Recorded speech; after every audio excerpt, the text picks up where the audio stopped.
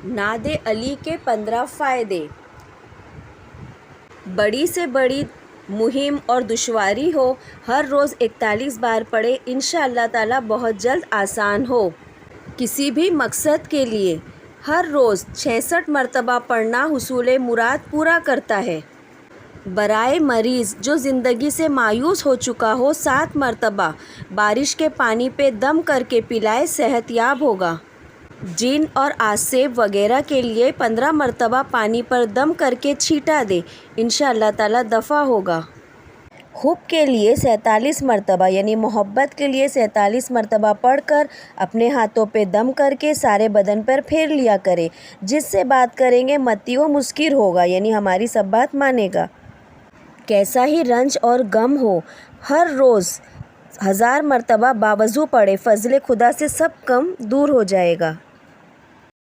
اگر کسی کو کوئی پیغام دے کر بھیجے اور کام دشوار ہو، نہ معلوم میرا پیغام منظور ہو یا نہیں، تو چپکے سے 3 بار پڑھ کے اس کے کان میں دم کرے، انشاءاللہ تعالیٰ کامیاب ہو جائے۔ اگر کسی پر کوئی تہمت لگائے یا کوئی ملزم کسی الزام میں پکڑا گیا ہو تو تا صفائی 40 مرتبہ ہر روز پڑھ کر اپنے اوپر دم کرے، انشاءاللہ تعالیٰ تہمت سے بری ہو۔ اگر کہیں سے کسی بات کا خط وغیرہ کا جواب منگانا ہو اور نہ آتا ہو تو قبل نماز عشاء اس طرح قبلے کی طرف منہ کر کے 65 بار پڑھ کے دم کر لیا کرے، انشاءاللہ تعالیٰ 3 روز میں جواب آئے گا۔ برائے حصول دولت و غنا 91 مرتبہ 91 مرتبہ روزانہ بعد نماز فجر پڑھ لیا کرے، کچھ دنوں میں ہی غنی ہو جائیں گے۔ لیکن کچھ ہو جائے چاہیے کہ تا زندگی ترک نہ کرے، یعنی زندگی بھر پڑھتے رہے۔ اگر کسی مجبوری سے کہیں جانا پڑے تو مصلی ضرور ساتھ لے جائے۔ مزید دولت و چاہو چشمت کے 500 بار روزانہ پڑھے تو جلد کامیابی ہوگی۔ دشمن کو مطیع کرنا ہو تو اس کا تصور کر کے 18 بار پڑھ لیا کرے۔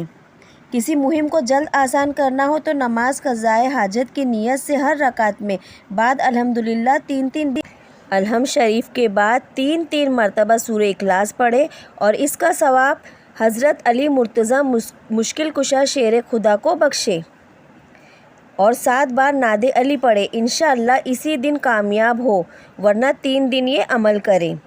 دشمنوں اور بدخواہوں کی زبان بند کرنے کی نیت سے بعد ہر نماز کے 10 بار پڑھ لیا کرے۔